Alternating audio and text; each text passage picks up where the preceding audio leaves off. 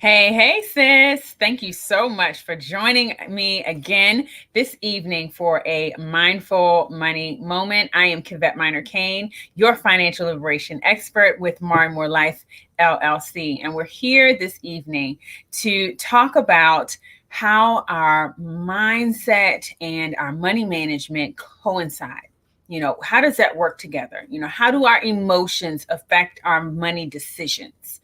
And how do those decisions affect our quality of life? How can we improve and how can we benefit not only ourselves, but those around us, whether they be family or friends or our community? Because we are women, we serve. It's just in us to do so. But we want to make sure that we are full first and serving from the overflow. So you're here this evening for a mindful money moment because we're just going to take a few moments to reset our minds and get ourselves focused for, what is our financial outlook for this week? It is June the 14th, 2021, and we are just a few days ahead of the calendar for Juneteenth. And so this evening, we're going to be discussing Juneteenth and what it means to have an unknown freedom. Unknown freedom. What does that mean to you? What does that mean for us? What does that mean historically? And how are we handling that today with where we are as a Black community in terms of our understanding our financial freedom and being able to recognize our liberation, as well as how might we still be behaving as though we're in bondage? Because that's a big deal. That is a result of the trauma that we have experienced over decades, over centuries as a community in this country. And being able to address it, to be conscious of it, to recognize it is the first way that we're going to be able to overcome it and to be able to bask in that overflow, in that abundance, in that, as I call it, the abundance flow that you have and that we want to make sure that you get. So this is your opportunity to be poured into, because I have some amazing guests who are going to be here to share some information with us. But first, I want to remind you that you ladies can always go to moreandmorelife.com to get more information. I encourage you to start with our Mindful Money Moment journal. There are 5 areas on both the mindset reset area or side of the coin, as well as the money management side of the coin, that you want to start reviewing and being able to fully understand in terms of where you exist, as well as what are your goals for the future.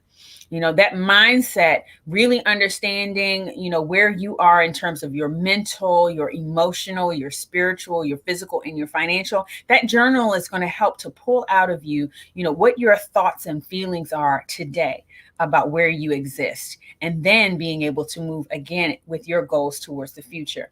Not only on the mindset side, but then after you finish that portion, you go to the second portion, including your money management. And we're going to talk about your credit, your cash flow, your savings, your insurance, and your investments, getting your whole financial life together. And that is what I'm here to support you in doing. It's about being educated, getting the guidance that you need, and making sure that you know you are supported along the path, the journey that you're taking towards self-sufficiency. So again, I thank you for taking this pit stop with me this evening, for sharing this time. And I'm going to introduce my guests. First, we've got Kim Angela Lee, and she is an amazing financial coach and author.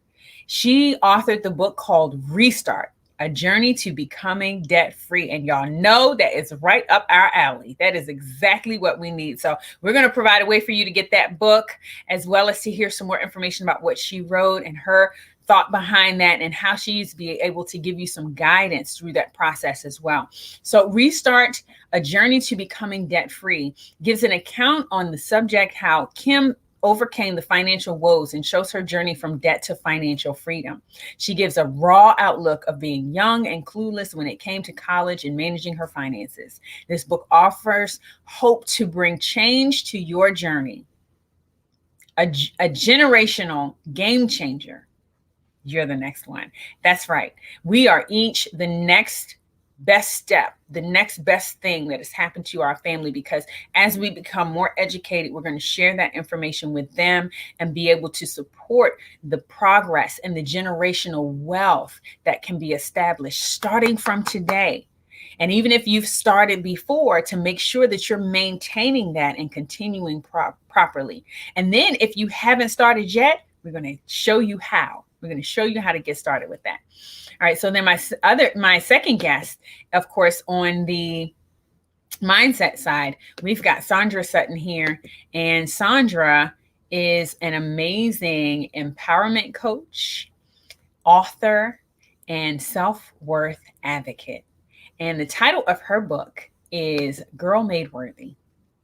And so when she wrote this book, she was talking about how she was able to overcome certain issues in her own life, being able to recognize, the strength that she was able to find within herself.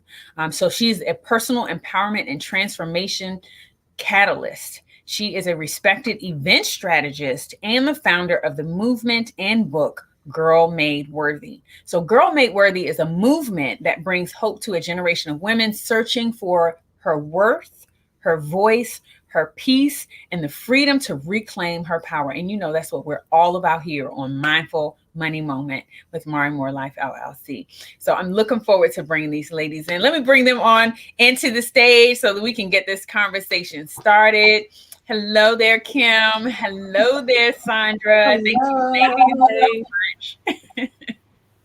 Thank you so much for being here with me this evening, and for providing an opportunity for us to take a more in-depth look at what this financial freedom really means for us. How can we embrace that power? Next week, I'm going to do a second episode on Juneteenth, but we'll talk more about, after we discover our freedom and how we can take a hold of it. But today, I really want to focus in on identifying where we maybe are having our trauma responses, in terms of not even recognizing our freedom, and how we can even identify that we are free, or where we need to become free.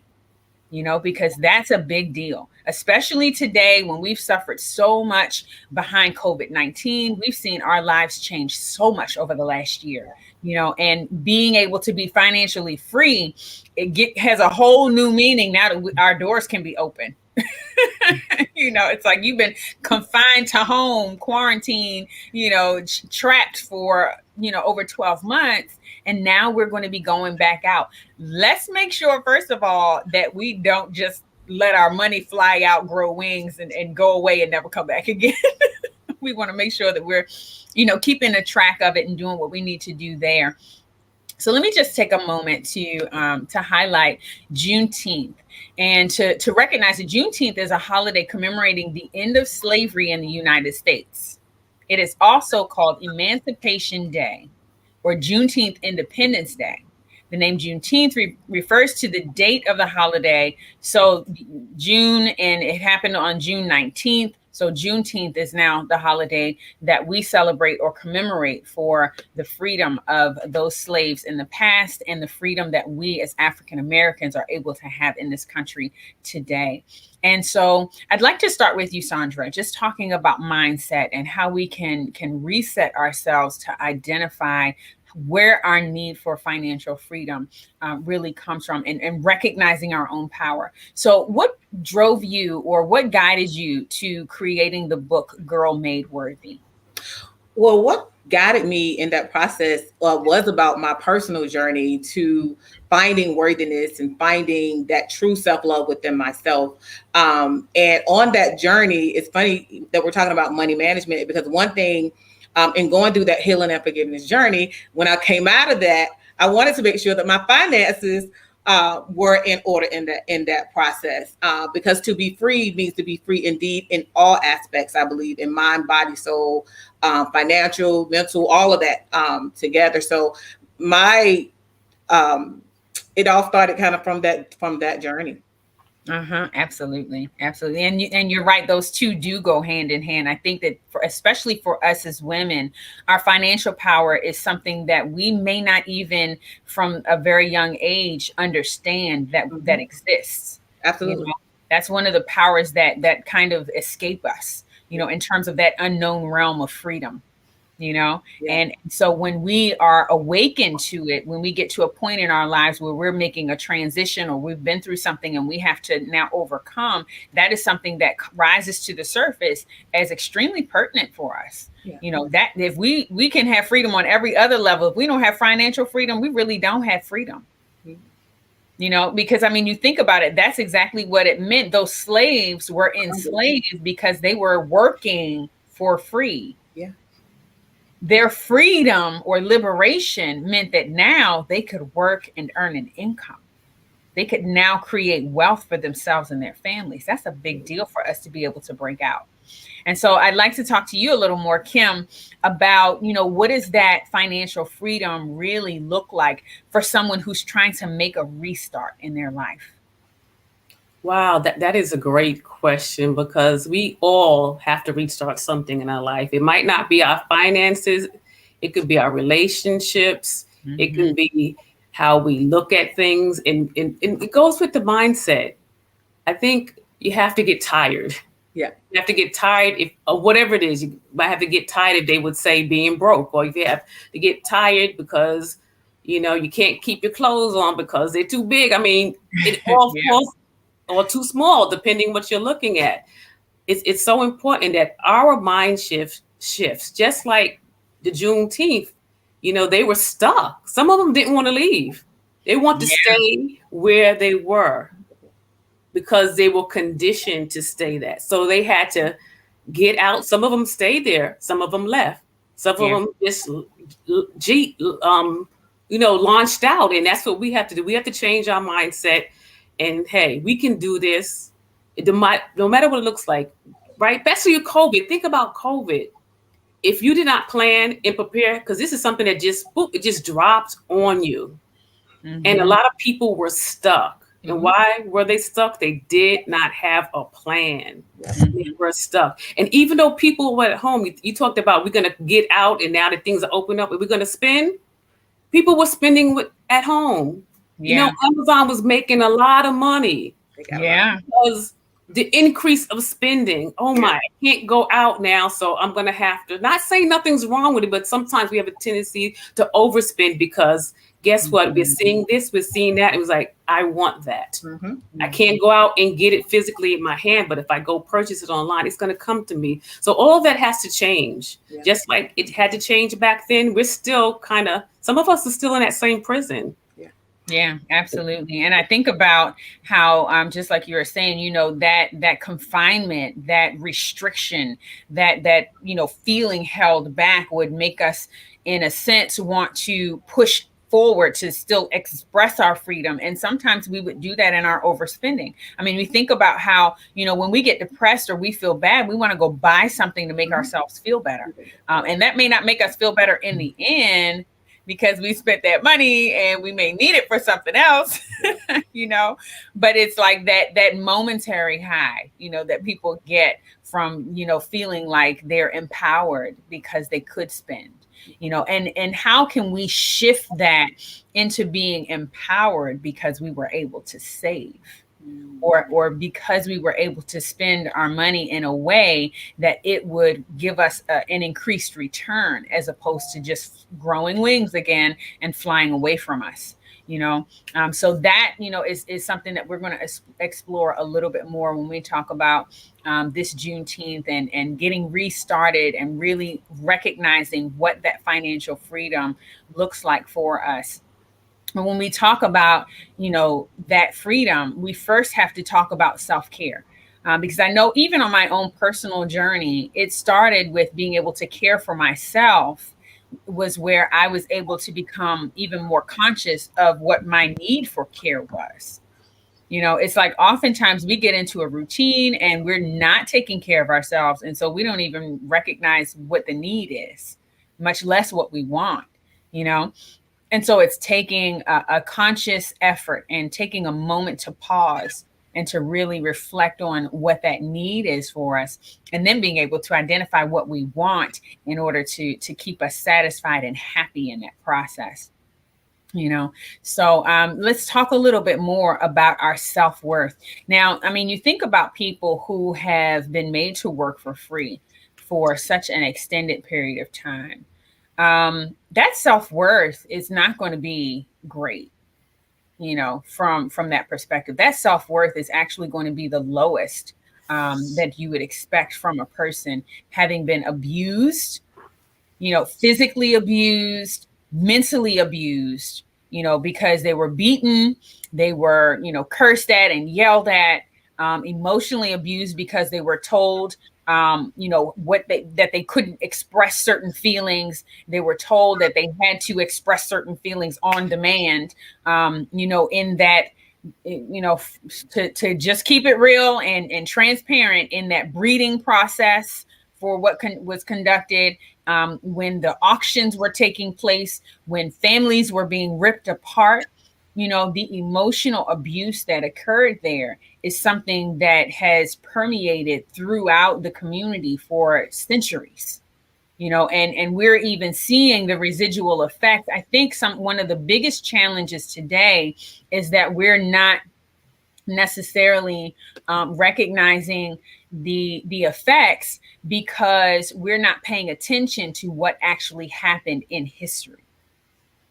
And so looking at that history is what helps us to understand. So I'm a life insurance agent, right? And I'm talking to you, Sandra, right now, because this comes to deal with self-worth.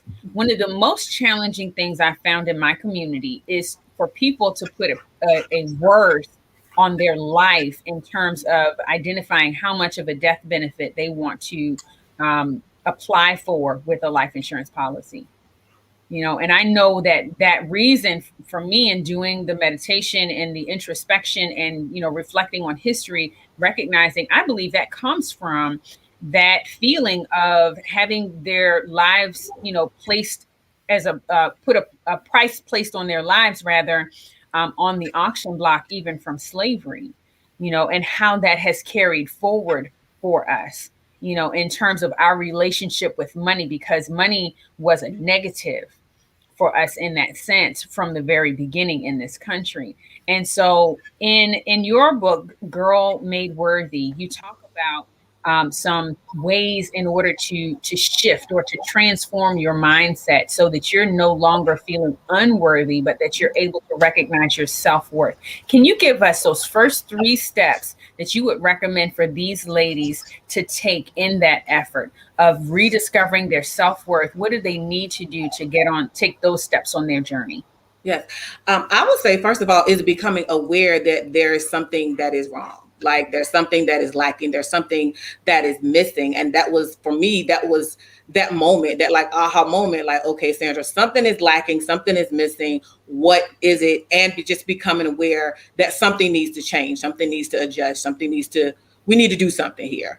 So number 1, I would say to be very aware. Number 2, I would say that it would be, in my book, I talk about more of like forgiveness, of the forgiving part of whatever has happened in the past. I know people talk it's hard to forgive, and that's a process. All of that is a process. We know that anytime, we've been offended or something has happened and to us by a close family member or a co-worker, it's hard. But the forgiveness part, I would say, is very, very, very important. And if I had a third one, I would say, there's so many. Let me see. Awareness, forgiveness, and just giving yourself that grace to do the necessary, to whatever needs to come after that, to give yourself grace, because a lot of times we are hard on ourselves. We are very, very hard on ourselves. We are we're our worst critic in a lot of times. So I would say to definitely give yourself grace in the process of whatever it is that you are going through. Thank you. I'm going to just pause for a moment, and we're going to do a brief exercise because I felt that. That's real. Being able to first of all be aware, to give forgiveness to others, but then also to give yourself grace. You know, that is a big deal to be able to turn that around and to say that, you know what, I'm not always okay. You know, that what happened was not okay. You know, to recognize that I can feel through that grieving process, that I can feel the anger, that I can feel the disgust, that I can feel those things, and recognize that yes, it was a bad situation. It should never ever have been allowed to occur, but it did. You know, and the reality is that we can't ignore it away, because then those feelings will pile up and pile up and pile up, and it's going to explode like a champagne bottle. You know, the cork is going to pop and it's going to be all over the place. You know, what you're going to do. It's better for us to contain it and to be able to understand how to cope and to manage with those emotions. So my first recommendation for our ladies, when we start to feel anxious about something, when we start to feel overwhelmed or upset about a circumstance or a situation, when we've been triggered, the best thing for us to do is to take a moment to pause and breathe. Breathe in peace and breathe out anxiety. Let it go. To let it go. You know, and then to remind ourselves of who we are and what we stand for. I am enough. I have enough. I do enough. God is my provider. Ashe. You know, and in recognizing those, in affirming those statements and that position, what we do is we eliminate the feeling of fear that comes from scarcity. You know, scarcity is a big deal for us. When we feel like we're not enough or we don't have enough, then it shifts our whole energy. It shifts our whole mood. It even, do you know that it shifts the chemicals in our bodies, the physical reaction that we have to those thoughts and those concepts, that expression, you know. And so we have to pay attention to. That's where, you know, women suffer from heart disease at an elevated rate, you know, because we hold in our emotions, or when we hold in our emotions, it affects our physical body. You know, we have to express that in some way. And the best way for us to do it is to first be aware. Let's be conscious of how we feel. And so that's where that mindful money moment journal comes into place, where you can take that journal out and write down, you know, and you can print out as many of those journals as you want, ladies. It's not going to cost you anything but the paper and the ink you printed on, because it's a free gift from me. But I created it so we would have an opportunity. And then what you can do, if you do it at one point and then say maybe you do it a month later and then a couple of months later, what you can do is go back and reflect on your growth through the process, you know, being able to recognize that. And so being able to then give yourself, or to recognize the forgiveness that we have to give to others. Juneteenth, that's a big forgiveness. That's a big forgiveness.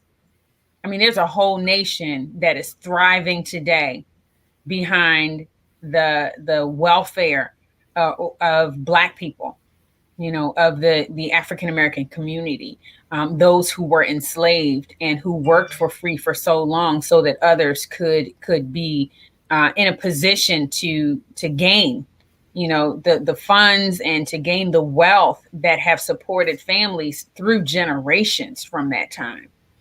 You know, and we look at the racial wealth gap in this country today, and, you know, you got to feel some kind of way about it, because you know that there is a disadvantage, and why that disadvantage is there and where the disadvantage came from. And one of the most challenging things, I believe, is when people try to ignore that, you know, and it's just not okay to try to say, oh, you know, well, you are where you are today. And yes, we are where we are today. We need to be able to restart, right?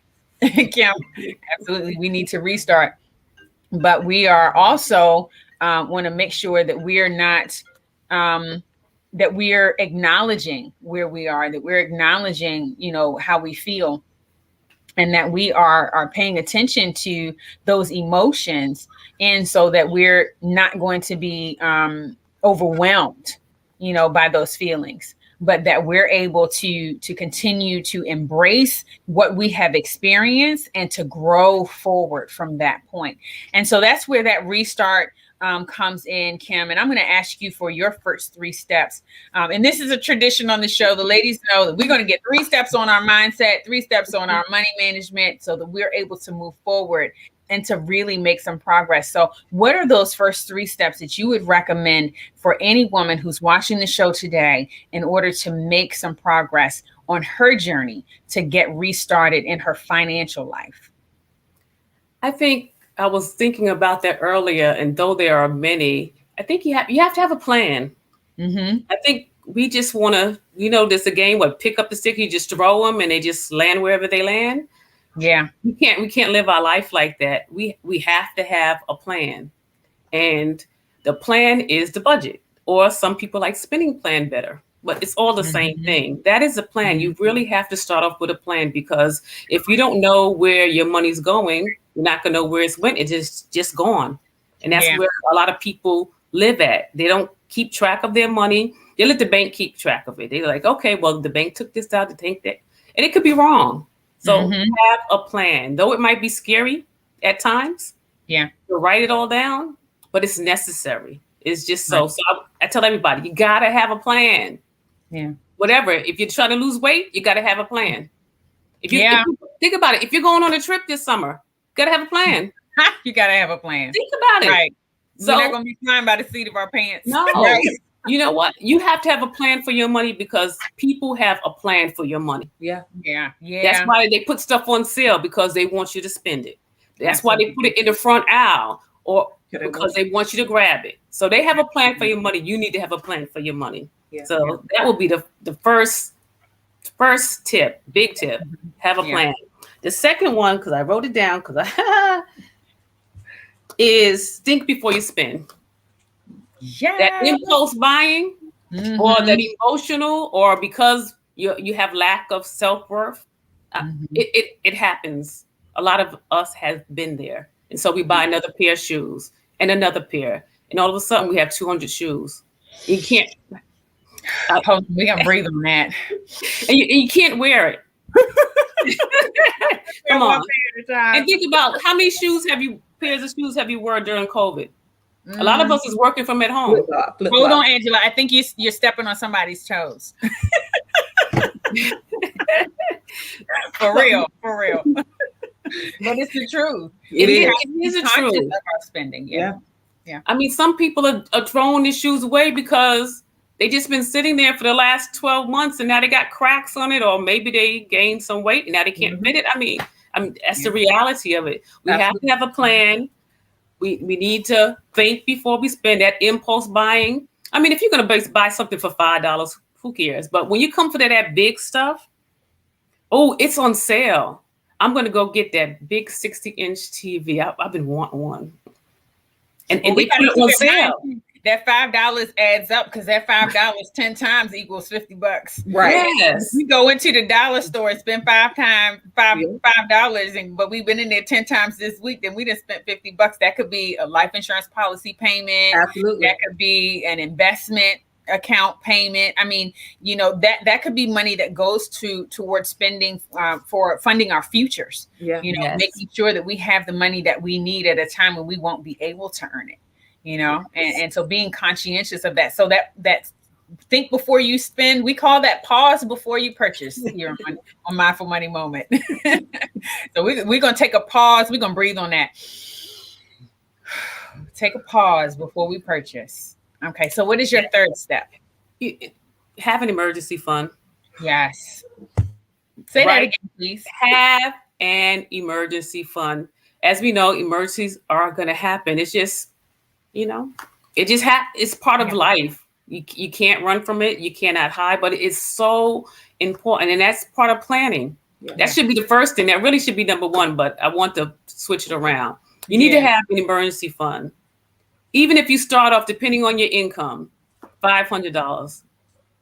If you have 1,000, it's better. I mean, this is just a start. Well, you know what? I love that you quoted that number 500, because the statistics show that 90% of Americans cannot handle a $400 emergency. So if you just save $500 and you keep that in your emergency fund, you've already got it beat.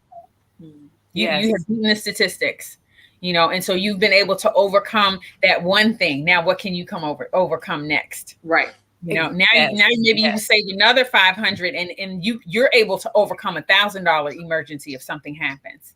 If somebody gets sick and you've got to go to the hospital, take a day off of work, take a week off of work, you can manage to get through that week because you've got those emergency funds set to the side, and that's what's important for us. Absolutely. And so in your book, Restart, how are you encouraging ladies or what is the start for us to be able to understand what you're sharing with us on that journey? Well, I wrote Restart to offer hope to other women, because I've been through my different stages of financial woes. And if I could do it, other women can do it. Absolutely. And the book is about things that I went through, how I was debt free at one time, then somehow I wandered back into debt and then wandered back out. But this time it's sticking. Yeah. It's going to stick this time. Whatever it is, if you can do it, put it before you. You put that car that you want is before you. Might not be on your wall, but guess what? Every time they show that commercial, you be like, yeah, I want that house. Oh yeah, that house I've been passing by. So you're having a mental vision, and with Restart, it talks about being courageous. Having a destination. It talks about stuff we should learn in high school that we didn't. Just so glad they don't teach that in high school. Absolutely. I don't even think they have economics anymore. Yeah. Okay. Well, and the thing is, even if they do, it's like, how effective has it been even over the last couple of years? Because we look at the state of our young people and they're confused, just as their parents are, or have been.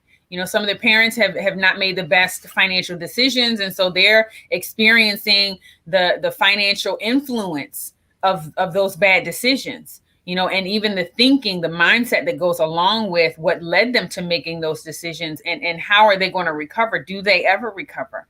Because there's some people who live in debt for an entire lifetime, and it's like, we don't want to leave a legacy of debt behind for our families carrying on. That's not the tradition. That we want to continue in our community. We want to make sure that we're creating a foundation of wealth and being able to carry that on for the future. And it starts with education, and so what I love about your book is that you talk about your youth, through the college years and how that affected, your decision making, affected your finances through that time and moving forward. And so we've got an audience here of those who are, around the age of 25, and they're young ladies coming into adulting, and need to be conscientious about some of those lessons that you've learned. And so, ladies, make sure you take an opportunity to reach out to to Kim on her Instagram. She is at Nickels. I love this. Nickels and Dime Solutions. Nickels and Dime Solutions is the perfect place for you to go and to get more information and advice about how to manage your money from that young perspective and growing to the future. And we're, going to be working together on some projects coming up in the future. So I look forward to announcing that to you all, as well as being able to have Angela here to share more information, so that we can kind of, brainstorm and go back and forth about, what are the ways that we can truly create the steps for people to take in action. It's not just about what to do, but how to do it, making sure that they have the tools and the resources that are absolutely necessary for them to be set up for success. Because that's what Mindful Money Moment is all about. And I know Nickels and Dimes is there to provide your solutions for that. And then, of course, we're working with Sandra Sutton here as an empowerment speaker and self-worth advocate. She's got Girl Made Worthy, where you can get to understand, how are you going to build your self-worth? Because, your self-worth is going to be equivalent to your net worth. And that's not because money defines you, but it's because you define your money. Yes. How about that? That's good. That's good. You know, it's we have to recognize that where we are in our mindset determines where we are in our finances. And so when we get ourselves together, then we're able to grow to a point that we're able to grow our money. We're looking for the return. It's like, you know, you think about, okay, so I think about myself. You talk about college. I think about myself in college. I wasn't thinking about return on anything, or not a financial return. I was looking for the emotional return. That was it. You know, I got my first credit card and I was like, oh, free money, shopping spree. You know, and how many of us have that same story? Yeah. You know, can we rewrite the narrative? Can we shift our mindset so that the next generation doesn't have that same story, so that our daughters are able to grow up and not to recognize that the credit that they have is a valuable asset. It's not free money, and it's not to be thrown away and devalued, but it's something that they need to hold on to and continue to increase. I know one thing when I was in college, one thing that you know, they were giving out student loans. Yeah, over and over, left and right. So I went undergraduate for free, but for my graduate, you know, classes tuition may have been about $6,000-$7,000, but they offer you $20,000. Now I'm a 20-year-old. What you think I'm gonna do if they offer me $20,000? Right? I'm gonna take it. But we're not thinking about how to spend that money. Oh, and the fact that you got to pay it back. Pay that money back, and then as you get older, you're like, how I'm gonna pay this money back? Because it starts to affect when you want to go get a house, when you want to go get a car, you know, all of those things start to come into play. And I love the budget that you were talking about, Angie, because that's something that I am stickler on now, is making a plan for my money. Because there was a time where I would just spend and I would spend and I would spend. And I'm like, where did my money go? I don't know where it went. You know, but now I can go back to I'm an Excel girl, so I use Excel for everything. I can go back to the Excel file and be like, okay, I spent this much here, you know, and it makes you feel good because you know where your money is going, you know, and it's like everything starts to fall in place. Because if your money ain't right, you're not gonna be right. I'm gonna just be honest, right? Yeah. Well, you know it, because that affects our mindset. It does affect our money mindset. Affects our emotions. Yeah, but the moment you start to take care of that, then you that's a big part that makes you feel a lot better about yourself. Absolutely. That confidence, that cash confidence. I call it cash flow confidence. The cash flow confidence, okay? Right. We get that cash flow going right, and we feel a whole lot more confident. That's where we're able to stand in our power. We're not holding our head down thinking, oh God, you know, we're stressed. No, we're going to hold our heads up like, you know what? I got this. Yeah. Now I got it because God is my provider. Absolutely. But I got this because I'm taking responsibility for it. I'm not looking for him to rescue me. I'm not looking for somebody else to come along and provide everything I need, because I know that God has provided, but I'm going to take responsibility. Absolutely. And use the tools that are provided. Yeah. Absolutely. And by being a good, what we call a good steward of our money, absolutely, we're able to manage it so that we're able to grow more. And that's where, you know, the one who takes care of very little is then the one who can also take care of very much. Absolutely. You know, and being able to do that. So you mentioned something very key, and I want to kind of break that down into a couple of steps, because we talk about what, but then we also want to make sure that these ladies understand the how. And there's a couple of things that were triggered for me because of what I do in my regular habits. First of all, whenever I go and buy something for myself, I get a receipt, and I bring those receipts home and I put them in a bag, because what I'm going to do is then go over those receipts and enter them in on my Excel sheet, because sometimes I'll swipe and sometimes I spend cash, and I want to make sure that I've got a receipt to account for everything. You know, and that way, and then once I've accounted for the receipts, I can, you know, there's programs where you can, you know, picture them and take them and save them, you know, online on the cloud, or you can just throw them away and be done with them. Once you got them in your Excel sheet, you're good. Mm-hmm. You know, but being able to look over, where did you spend? You know, at one time I realized that I was spending most of my money at McDonald's. Girl, me too. Mm-hmm. And Wendy's. Out on the road, just busy. Oh God, I'm hungry. Stop and get something real quick. No, let's not do that. Yeah. So now I don't spend any of my money on fast food, because I make sure that I've got my meal plan ready for the week, and that in the morning, you know, before I start work, I have sectioned out my meals and my snacks, and I put all that in a bag and I take it with me to go. And so whenever I get hungry or I want something, I know my mealtime comes up and I've got mine on a calendar. It's all special. I'll tell y'all more about that later, but but it's set up. And so I will be able to be reminded, when to eat. And then I have the meal available for me, and I'm not starving myself and I'm not overeating. So that's another way for us to express the control that we need to have, the self-control that we need to have in our lives. It's not just in that financial area, but again, those 5 areas: mind, mental, emotional, spiritual, physical, and financial, making sure that we've got that in check. So three ways that I do with the budgeting. Okay. So that's the receipts, making sure you keep the receipts. We talked about being able to enter them in on your Excel sheet. And then every month, taking a day to review your budget. And what that means is looking at what you planned to spend at the beginning of the month or the month before, looking at what you actually spent, and then projecting what you're going to need to spend the next month. So that is exactly how we're able to do this. So ladies, if you didn't get that, just rewind, play it again, write it down, make sure you put that on your calendar so that you can do it on a monthly basis. Pick a day. My day is the 27th of the month because I was born on the 27th and I love the 27th. And there's a 27th in every month of the calendar. So the 27th of the month is my day, and maybe on the Saturday, before or after. But I will take some time to go over that. And I designate it. I put it on my calendar. I give myself 2 hours minimum to do that so that I can actually be dedicated and be conscious about it. Because you talked about that first step is being aware, and so we need to be conscious of that. And that's a way for us to do that. So I hope that is helpful.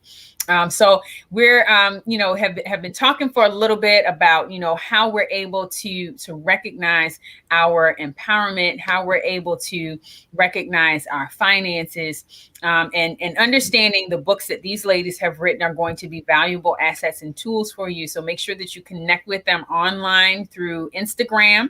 We've got Kim Angela Lee at Nickels and Dimes Solutions. And we've also got Sandra Sutton at Girl Made Worthy. And that's on Instagram. You'll be able to connect with them.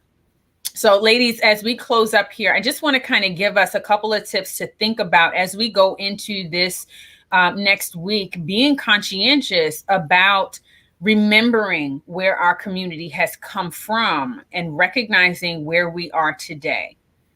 So what are some tips that you can give us about our mindfulness, Sandra, in order to recognize where we are today before we're even planning for the future, and what freedoms that we have now that we need to express?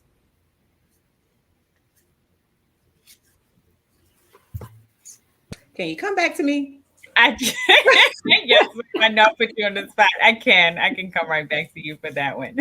So we'll get that mindset before we go out of here. But we're going to talk about with you, Kim, some of the things that we need to be conscientious of financially, where people are, especially now as we're transitioning from this time of COVID and, things are beginning to open up again. Some people have lost their jobs during the pandemic. Some people got new positions during the pandemic, and some people have started new businesses during the pandemic. So in terms of freedom, and really getting our set on the, on the restart for our understanding our financial freedom, where would you recommend, in keeping in mind our history and how that affects us today, what would you recommend for our audience to be mindful of this coming week? Think about the next generation. That would be one of my main things. Think about the next generation, because we want to move forward. We should be progressing. And a lot of people says, well, my family's always been in debt and that's just how it's going to be. We have to change that mindset. It doesn't always have to be that way. We think of what my children is growing up different. We're in a whole different, this millennial is a whole different. But I can see the difference because I made a difference in how I choose my finances. So now I can see it in my kids. And that's what we want to do. We want to change our generations to think we don't have to stay in debt. We don't have to always be in debt. That doesn't have to be. I don't have to always have student loans. Yeah. Some people don't even spend it wisely. They party with their money. And then when it's time, yes. And then when it's, yeah. Oh, that was one of you? I told you I went on the shopping spree. But girl, that was real. I went and bought a motorcycle and everything. Wow. Oh, I did. I spent that money. But I learned my lesson. You know, and the thing is to now, just like you said, help them to be conscientious about how they're spending that money, not to just let them go free, but to really, can we have these conversations at our dining room tables? Can we sit down in the kitchen and just kind of say, you know, hey kids, you know, what do y'all know about Juneteenth? You know, and how do you think that affected the Black community on a financial level? You know, it's having that conversation that's going to make the biggest difference for us, you know, bringing that to a level of consciousness where it's not just something that we commemorate on one day a year, but it's something that they incorporate into their lifestyle. So thinking about that next generation. Absolutely. That's fabulous. Thank you so much, Kim, for bringing that to point. Thinking about the next generation. It's all coming back to you, Sandra. I'm coming back to you, girl. I'm like, listen, my dog's over here barking, so it's all good, mommy. Sorry, ladies. He loves us too. Tell him we love him. We love the little Molly, they love you, but we're gonna need you to be quiet. So. No, let me not say her name because then she could start barking. I'm sorry. Right. I didn't want her to be barking all over the place. So what I would say in going to this week is to be mindful of your thoughts, be mindful of what you're allowing to come in, you know, who you allowing in your space, who you allowing to speak into your life. So be very, very mindful. And two, I would say to affirm yourself.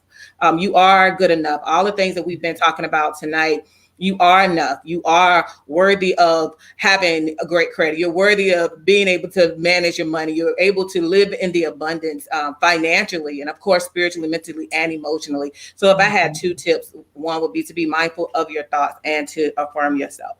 Absolutely. Absolutely. And that's a perfect note for us to end on. Thank you so much for sharing that. And there is in that free journal, that Mindful Money Moment journal that they're able to access on marimoorelife.com. You can go to the free ebook section under Start and be able to register for that and receive your free copy. But there is a page in that book of affirmations. There's 12 affirmations, actually, one for each one of those areas, and then some additional, just to give us that confidence and that solidification that we need for a firm foundation to stand on and to be able to grow forward.